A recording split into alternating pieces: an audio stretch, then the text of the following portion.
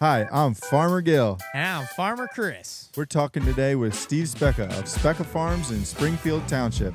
Steve is a fourth-generation farmer who balances down-to-earth grit with a thoughtful farm wisdom. From plasticulture to philosophy, this conversation covers a lot of ground. This is Johnson's Corner Farmcast. We're only good at one thing. Oh, what is that? It's making food. Making food, growing tomatoes. That's right. Apparently, you can't really grow peaches that well, Mm-hmm. according to you, not according to me. They taste pretty good, but not the prettiest things.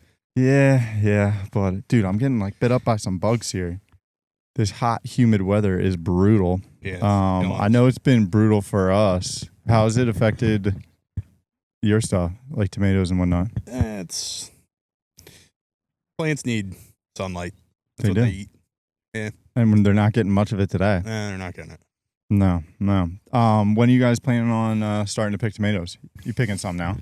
My guys are going to the high tunnel right now to pick. Okay. Is this the first time? you're First pick. picking? There you go. Hmm? Yeah, we got some rosy ones on our farm, Yeah. but no bright colored red ones we're getting yet, but hopefully by the weekend. But like you said, when it's cloudy like this, nothing really goes. And they're really temperature dependent too. Even you can tell the difference in early season tomato versus like an October. How Different so? color red. They're just, tell me more. it's all about the temperature. Like if the plant's got the degrees when it's growing, like this part of the year is the hottest time of year. It's like the tomatoes never really turn a deep red. They're always, even dead ripe, they're still a little bit like an orange color to them. Is there a difference in flavor too, or are you just seeing it in color? You know, I don't really know for that. I'd say that it's hard to say because in the beginning of the spring, you're dying for a tomato fresh from the field. Mm-hmm. Yeah, any tomato is going to taste good. Yeah, you're right. But You're right. You can't compare a June tomato to a October tomato because it's impossible. But I'd say probably the peak of the flavor is like August. That's when I'd say for all the plum tomato canning and that kind of thing is really that's a good time of year. Yeah, but I hear what you're saying because we're used to eating all these like crappy tomatoes all winter long, and then even if the first one of the season is the worst one of the season, it's gonna taste great regardless. Yeah, it's everything. What would you say is the most challenging thing about growing tomatoes? They're challenging fruit. There's a whole book of problems that tomatoes have. There's more diagnostic terms for issues with tomatoes than any other fruit or vegetable. There's gray wall and zippers and blossom end rot and every other kind of imaginable disease that a thing could get, tomatoes could get. So in terms of all the things you grow, where are tomatoes on the difficulty level? High up there? Medium? Yeah, they're very high. They're very Yeah. high. They're, a transplant, and then they need to be staked, watered often, fertilized a lot. Yeah. They have to be continuously watched for a plethora of different immortal insects. And then there's picking. You got to pick them, and then they're good for like 3 days before they go bad. Yeah. Everyone, because I'm sure you're used to this in your farm market too. Like everyone's like, when are Jersey tomatoes coming in? Jersey tomatoes. Everyone's obsessed with them. They're great. What is it about New Jersey that makes great tomatoes? It's just the main event, It's the one crop that comes in when it's the 4th of July, when you're dying for that real taste of summer. So it's just become this legendary part of what makes a New Jersey summer so nice. Sweet corn and tomatoes. Nobody's rushing to get the first Jersey potato. There may be one or two of them out the Jersey there. green beans. Yeah. Yeah, blueberries are right in there with them. Yeah. I agree. That's what makes it so fun. It's There's the main this event. excitement about it. And there's so many different things you can do with tomatoes. Like blueberries, you can bake with them. Oh, yeah. You can, most people just snack them, but tomatoes, it's never ending. If you're anything like me, I eat them until I'm completely sick of them, and then I just move on to the next thing, whatever that is. And it's, it's not that sweet fruit either. It's like, I don't think you get the guilt trip when you crush like a whole pint of blueberries. You're like, oh my gosh, I just ate a whole thing of blueberries. Yeah. With tomatoes, yeah, you just keep eating them. You don't Yep. feel terrible. There's so many ways to eat them too. Every meal of the day. Mm-hmm. Yeah. Mm-hmm. So, yeah, we are here with Steve Specca. We didn't even introduce you, No. but Now's this the is time. this is the Steve Specca of Specca Farms. We've been trying to nail down Steve for an interview for 3 months, yeah, possibly even Steve. longer. I think you're one of the busiest people I've ever met in my whole life. I talked to you on the phone. Actually, I think out of all the times I call you, you probably answer the phone 1 out of 5 times. And you'll always get back to me. Yeah. But your hard guy nailed down. So Chris and I were like, we got to go to him because then he can't get away from us. We'll chase him out into the field. So here we are. Yeah. He So caught me. He nailed what- me down. What do we got? Where are we right now, Steve? So we're at the back middle part of my farm. My parents and I run an operation that has 2 farms that we own with some rented ground. This is some of the better ground on my farm that we're standing in. What makes it better? Oh, this part of the farm is high and dry. Soil texture is nice. Mm-hmm. It gets good sun exposure. It's not too windy. So there's a lot of good things about this. Also, it's not on the edge of the property where deer can get to it, or Yeah. it's not downhill where you get the runoff of another crop. Yeah, you do farm your soil and your topography because your other farm's right across the street. Yeah. And it gets pretty swampy over there. Yep. You actually have a little swamp over there. We do. But, we do. Yeah, here. If you want good ground, you got to have bad ground. Oh. That's how you have good ground. It's got to be somewhere for the bad to go. You know, Steve, out of all the farmers I know, you have all the sayings. That is farm wisdom. That is what we've been looking for. I've never heard that one. Yeah, I'm gonna bottle that up. That's great. I got a question. So this is some of your best ground. So talk to me about the decision-making process about putting. So what do you have here? Nectarines and pears. So I've got nectarines and peaches on this high ground. Yeah. So in the spring, it's really the biggest challenge for peach fruit growing. It's when you see the spring frosts. So having a high spot is ideal for peaches because that cold air that causes frosts to happen can settle and kind of fall off the hill. Gotcha. So the high ground is a little bit warmer. Yeah. Yeah, we were talking about peach frost during our last episode. So this is so when you plan out where you put different crops and orchards and things, like how many different factors are you considering when you decide all this stuff? There's a whole list of red X's that go on a field, right? So is it too far from the water? Is it too far from the customers? Yeah. Or pick your own. Is it too near deer? You know, eventually there's so many red X's. You're like, well, I just got to pick something to grow here. Which is the worst. the least amount of red X's. Yeah, I mean, like it's the same for us. Like right now, we're struggling where to put our peach orchard, our next one, because it takes so long for it to get into production. Which ground do you want to leave out of production while they're coming in, and then by the time they get in production, you're like, oh, this other field would have been way better, but you're already invested. So yeah. it's just the way it goes. Ground's hard to have. You know, it's especially in New Jersey. For fruits and vegetables, it's like you got to plan this stuff at least like a year out at least, and sometimes you don't plan it until like we plant green beans all the way through August. So I'm gonna plant a field of green beans at the end of August. It's gonna look like crap all year long until I get to it. Yeah. So how do you go to your neighbor and say, hey, I really need to borrow that 10 acres over there to plant green beans in August, and it's sitting there all summer long, no corn, no soybeans, and all of a sudden you plant green beans and they're gone in 95 days. It's hard to work together with other folks to get more ground or for rotational places like that. So I mean, it is what it is. Vegetables and fruit is huge investment.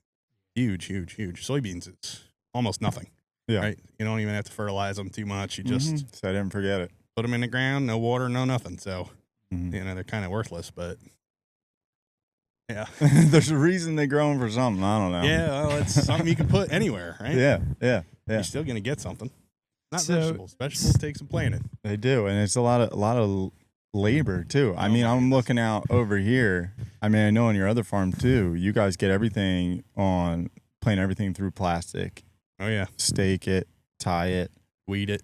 How many acres do you think you guys do of like vegetable production like that, where you're planting it through the plastic, then you're driving a stake, then you're having someone go back and tie it all up? It's a lot. It's a lot of acreage. If you know exactly how many acres you grow, you don't grow very many acres.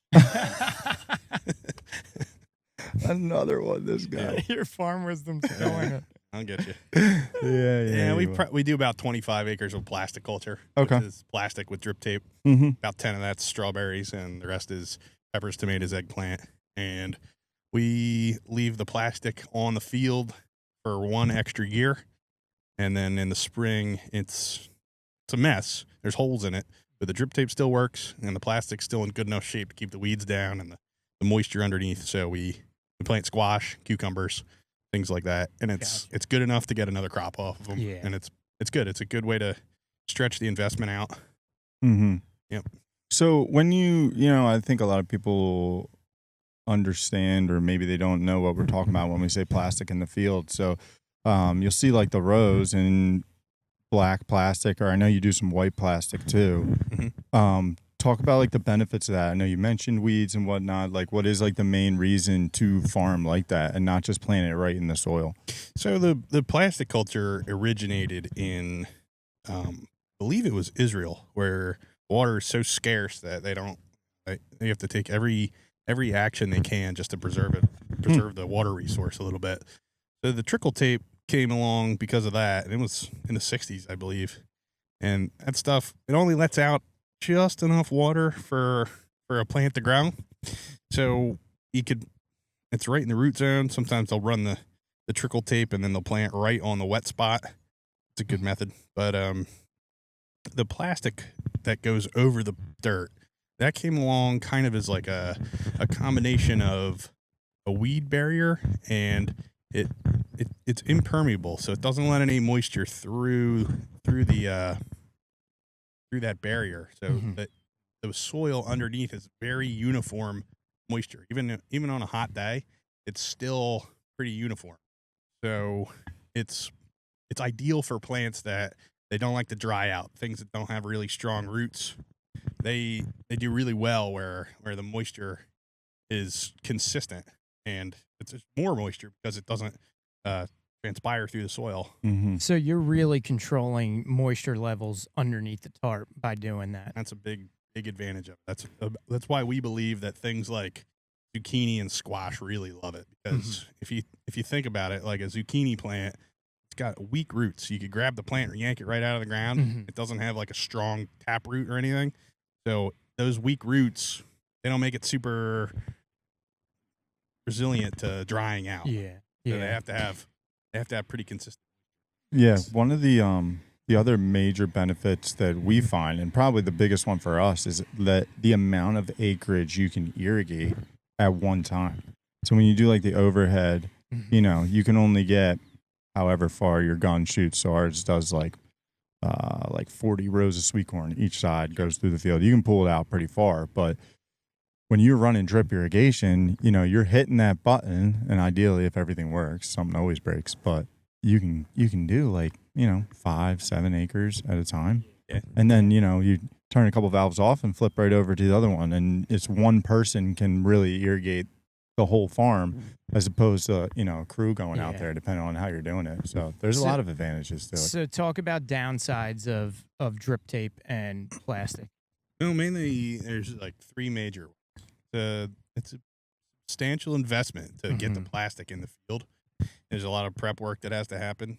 Secondly, you have to take it up at the end of the year. It's not, the stuff we use is not biodegradable, because we try to stretch it to 2 years.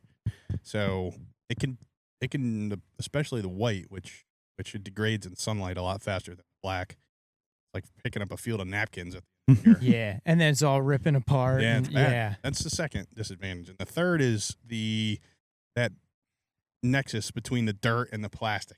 Always a weed haven right there. Yeah. You can't really run a cultivator there. You're really only left with your real options are just like either a herbicide of some manner to stop the weeds in the first place, or hand weeding. Yeah. Pushing And you're mower. talking about the margin where the plastic meets the dirt. It's really the Achilles heel of like the plastic. Yeah. So you guys grow. How many different crops do you guys grow? I don't really know the answer to that.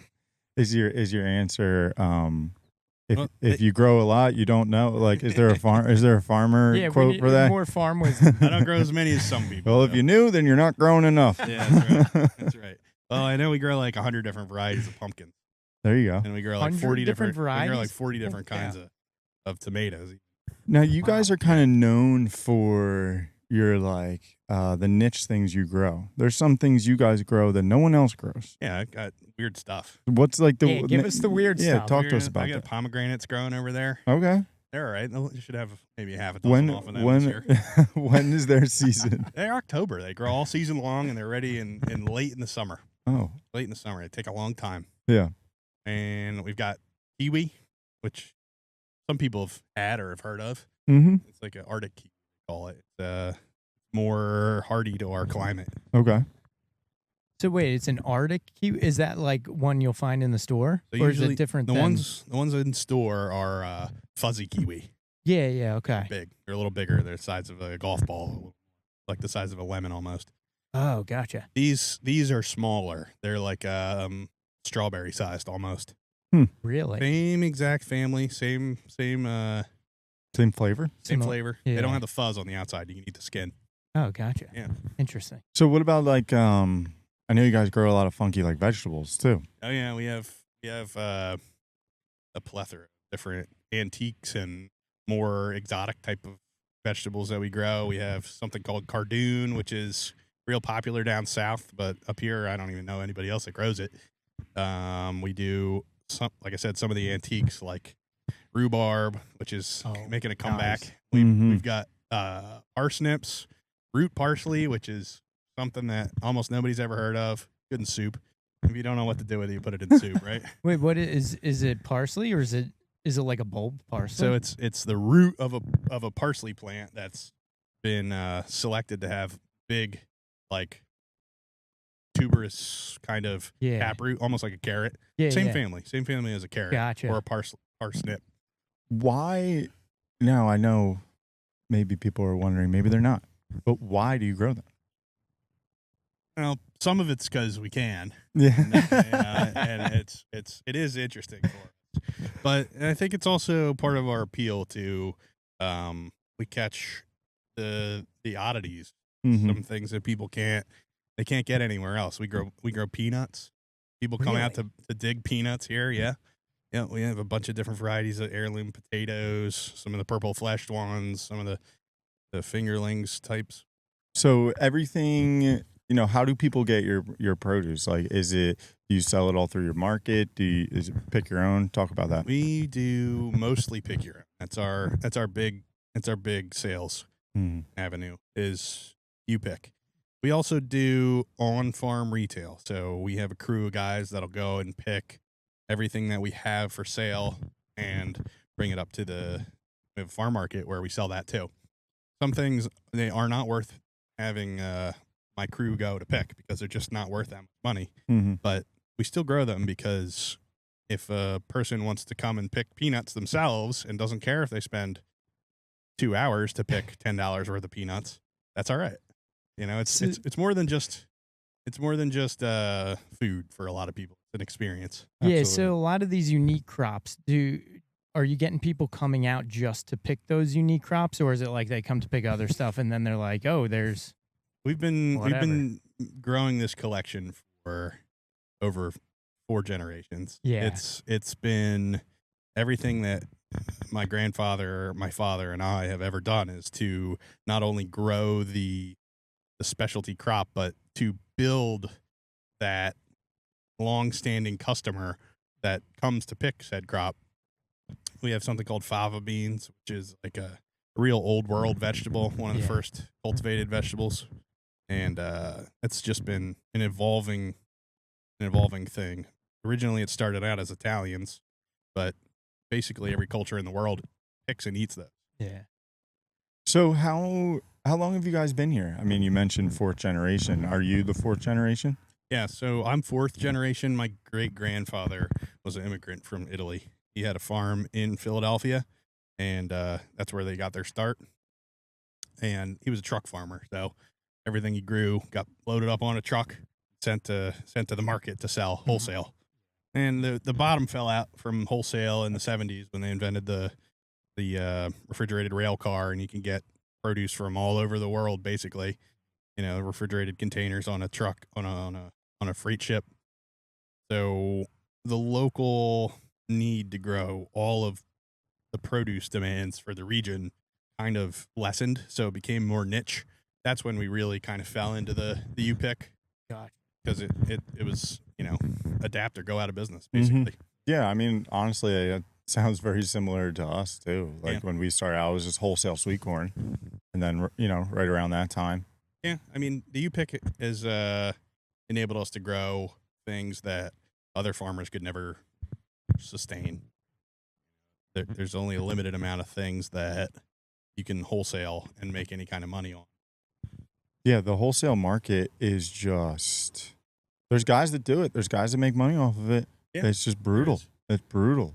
I mean... It's pick and choose, for sure. Yeah, you spend all this time, all this hard work, growing, harvesting, just to have somebody tell you what your stuff is worth. Yeah. And then they don't pay you for it. Yeah. They're like, oh, yeah, I'll send you a check in the mail. That check never comes. So it is the Wild West, the wholesale business. Tons of respect for people to do it. Obviously, we know people who are very successful at it, but it's just... The thing is, there's so many people that eat 3 meals a day.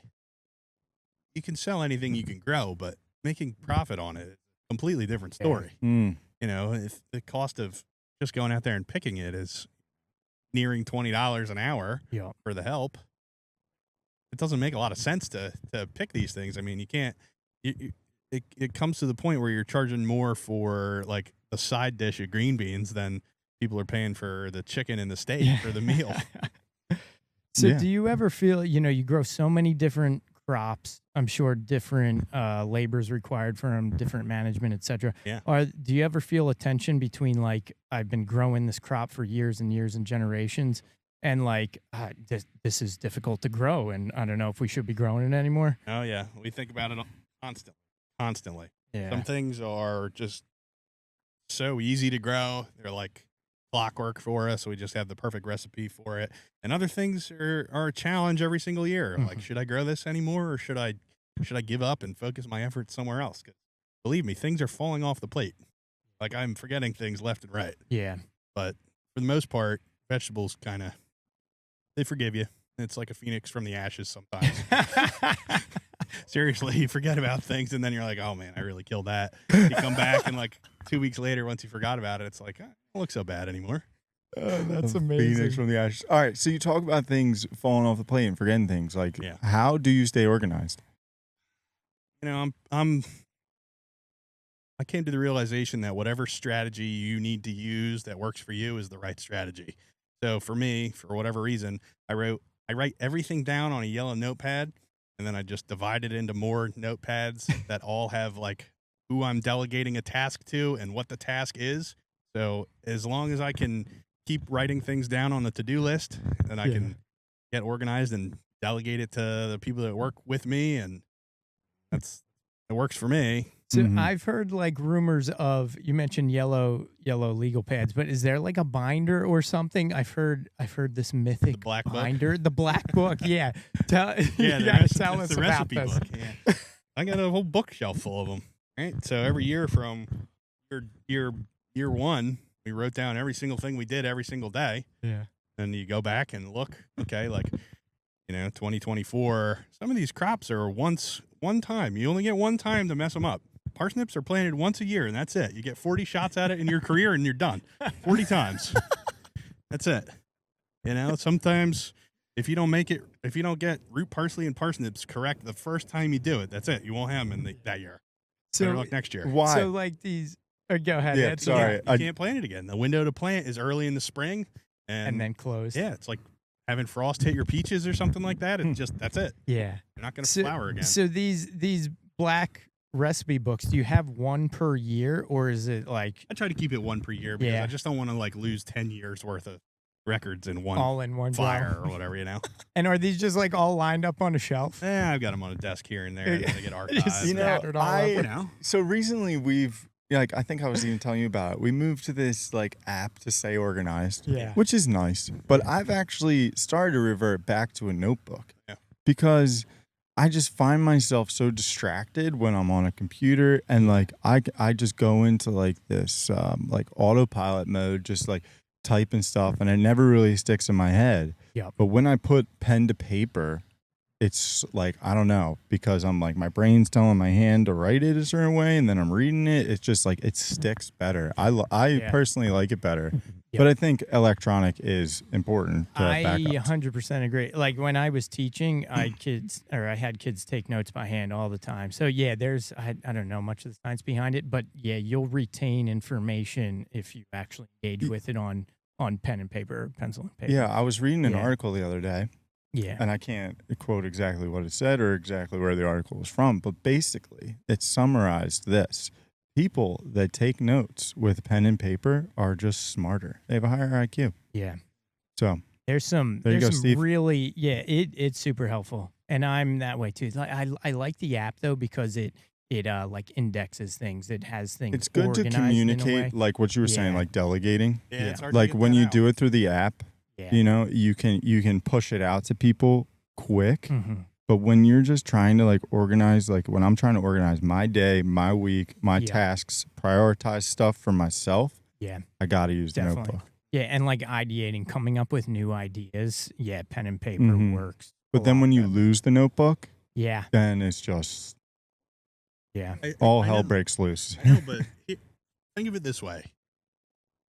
Grandma's got a scrapbook of all the photos that she took her whole entire life, right? Mm-hmm. And she's got them all there printed out, and she takes care of that thing. And you can see these photos from 25 years ago. The oldest photo I have on my phone's like 6 years old. Oh yeah. Mhm. Yeah. It's gone. Any record of anything before that, Yeah. I do not have. Yeah. It's dissolved into nothing. So I think there is Technology something just loses it. like, and you're talking about, being a fourth generation farmer. I think there is something to tangible, non-digital information that links you to, the act of farming and to your family's roots. Mhm. So yeah, there's definitely something to be said. I walk into Bick's office and, it's like papers everywhere, and there's something kind of like binding to Mm-hmm. the act of farming and to the act of running a farm that matters there. You don't Yeah. want everything floating around in digital Mhm. space. Yeah, my dad, he uses a notebook too. He calls it his brains. Yeah. Yeah. And when he loses his notebook, he loses his brains. Yeah, And yeah, it's like, oh, that's why whenever anyone finds it laying around, you'll find it anywhere. You'll find it literally laying in the middle of the road because that means he left it on top of his truck. Yeah. And as soon as you find it, you're like, you got to get it back to him because you know he's looking for it. You know it. So you got to like, everyone's always frantic to get it back to him. But yeah, there's something to be said about that. And honestly, like, just what we do, I mean, it's so dynamic and there's so many moving parts because like when, Steve, you probably know exactly what I'm talking about. You're on a tractor cultivating, you're thinking about a million other things. You need all these other people to be doing what they're doing.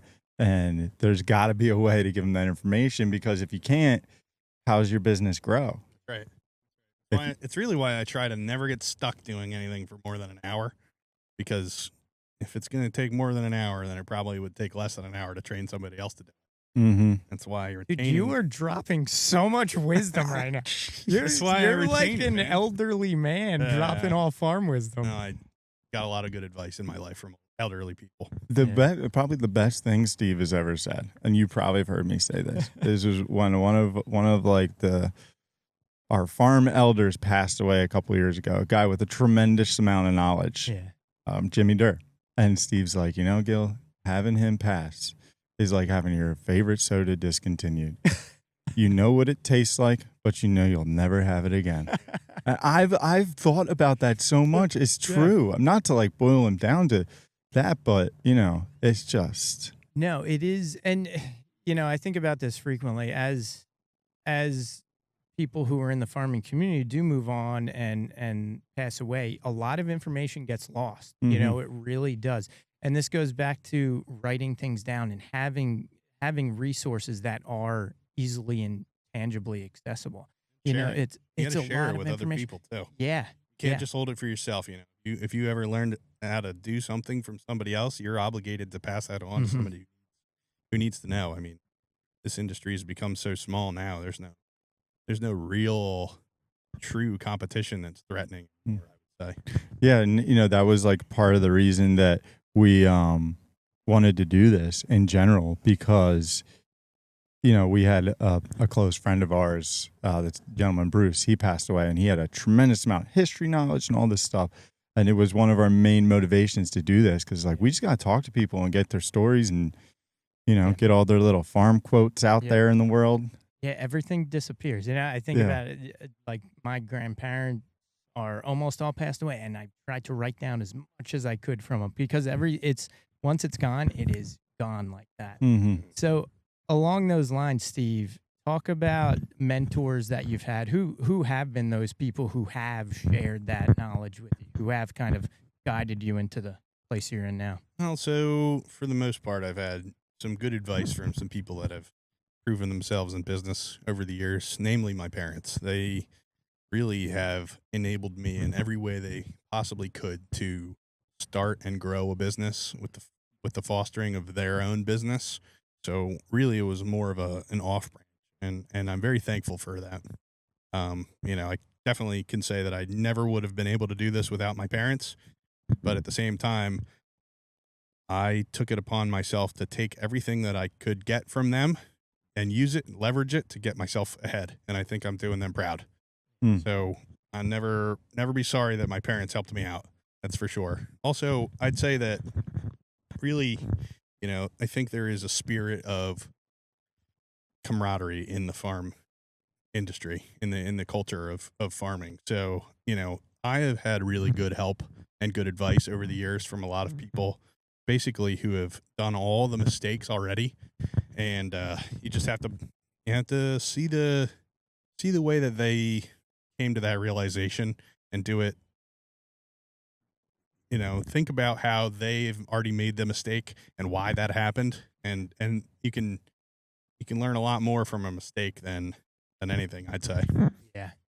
Yeah, and I'm sure you make a lot of your own mistakes. It's one thing to have somebody tell you, this is the mistake I made, don't make it.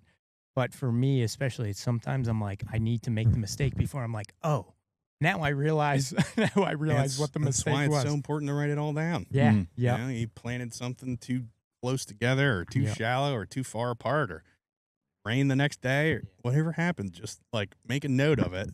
Scientific method. You check back on what you did, make a correction for the next time, and never change the whole system all at once.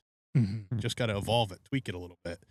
Wise old man once told me that you can take something that doesn't make any money at all and tweak it just right and get the formula perfect.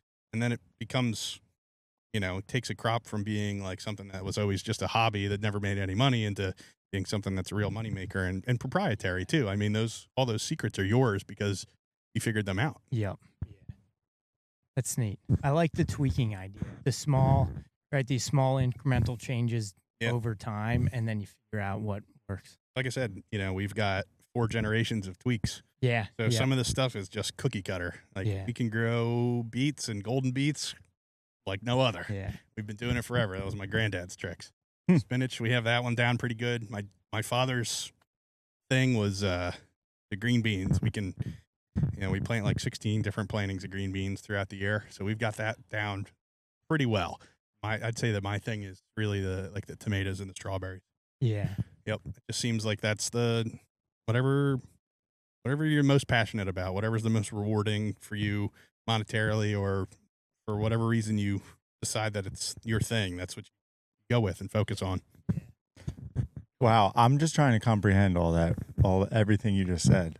That was very motivational, and honestly, this season for me has been tough. Yeah, it's been. It's been a dog and discouraging, but I really appreciate what you just said. It kind of recharged me a little bit to take on this summer season. But yeah, it's just like you were saying, you learn more from the mistakes than you do from the successes, and you keep tweaking until you get it right. So I got a lot of tweaking to do when I get back to our ranch to turn this season around. But It always seems like if you're more prepared for something to go wrong, mhm. it always seems like on the other end of things, when it goes right, it's like you have better luck, for whatever reason. Yeah, absolutely. So one of the things, and I found a lot more articles about you than I was expecting to. I'm not sure, and that's a compliment. I'll be honest, I don't love the spotlight. I try to stay out of it as much But as like, possible. this is cool. You're a young man. I'm 37. I'm talking to you like I'm 85. 31. years old. Yeah, but you're like a young man, and you have been involved in the farming community, and you're not afraid to be vocal, and you're not afraid to educate too. Yeah. So one of the things that I think about frequently is educating the customer base, or educating kind of the general population Absolutely. People are about. curious. Yeah. So what are some ways that you do that, or how do you enjoy doing that? It's very enjoyable to me to talk to customers, but it's exhausting, and I have a lot of things to do. But I would say that as far as like knowledgeable topics in the world, growing food and produce farming in general is one of those things that people have no clue. Mm-hmm. Zero clue. Zero. Negative clue. Yep. You talk to some old guy who's real knowledgeable about anything. You could ask him about a car or what happened in World War II or what the stock market's doing. They have a clue. They have a real clue. They'd die tomorrow if they had to grow their own food. Yeah. Yep. So, right, you said like Starved to death. zero clue. So do No you clue. find that most people actually have misconceptions about farming? It's Yeah, not I even think that they in don't know, it's that they like know misconceptions more than actual things. Yeah, I think it's just one of those things that it's so intense to know all the science of agriculture Mhm. that people they can't even begin to wrap their head around how interconnected a lot of environmental systems and how to make food, how they go together Yeah. or fight each other. I think in general, like people believe that, growing food is a very natural thing that just happens out in nature, and like it's okay to go out in the woods and pick your own whatever. Yeah. But in reality, like I'm trying to keep things that really don't want to be alive here Yeah. from dying Mhm. because the fruit they make is really delicious. Yeah. Yeah. Like things from all over the world. I mean, all of these plants evolved in different places. Peaches are from Asia, I believe. Yeah. And we grow them here and have success with it because, for whatever reason, we can keep them alive here. Yeah. Yeah. So where do you find that you're mostly educating people, just interacting in your market? Is that kind of the spot you do it, or? Well, there's one part like you're educating people and one part you're trying to sell them. Yeah. Right. So if you've got first Jersey blueberries and really beautiful sweet corn and nice tomatoes, you got to tell people because you're selling it. Mhm. You want people to buy that stuff because it's the best of what you got, and they're going to take it home and be excited about it and not be disappointed. That's what it's all about. That's how you get customers to come back year after year for generations after generations. You only have to hook people like once, and then they buy their food from you forever. It's what we try to do. I know the Johnsons do it. They bring kids out for farm tours and start them young. They Mhm. bring their kids back when they're older. It's a good system. It's been working so far. Yeah. Yeah. But no, I mean, educating people, especially about farming, it is a tremendous responsibility. It is very difficult depending on who it is and their preconceived ideas about farming. But it's extremely important in what we do because we're kind of fighting against some of the negative things out there and some of the things that aren't being told, aren't exactly true about how we do what we do. So it really does come down to us to get out there and not necessarily fight it, but get our side of the story out there because, there are so few of us out there now. And, the negative certain things that are coming down on us are coming from all different directions. So, but, a lot of people, once you get their ear and you have a good conversation with them, it's not like, it's not like I'm trying to sell them like an old junky beat up car for too much money. Like all I'm doing is telling you the truth. So it kind of, it's good. And, It's one of the nice things about farming. You're not selling something that nobody wants. Yeah. The things you sell are something that everybody Good food. mhm. food. So Everybody what? eats. What would you say? What is the biggest misunderstanding or the biggest thing that people don't know about farming? If you had to boil it down to one big idea. Well, I'd say that people can forget where their history has come from in general. That, we've had a farmer at every serious discussion table since the beginning of man.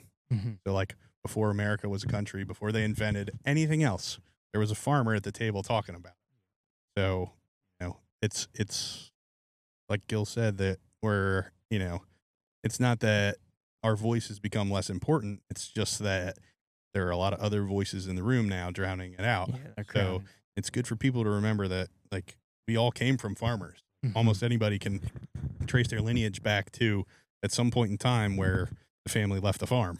Yep. And it's good because I think that in general the public sentiment is favorable for farming, which is, it's made it possible for us to do what we do. Yeah. I don't always think that that's the case for all kinds of industries. Yeah, I think that's a good point. I think generally people are positively inclined toward farming and toward farmers, but I think you kind of hit the nail on the head. It's just that the farming voice is almost drowned out by so many.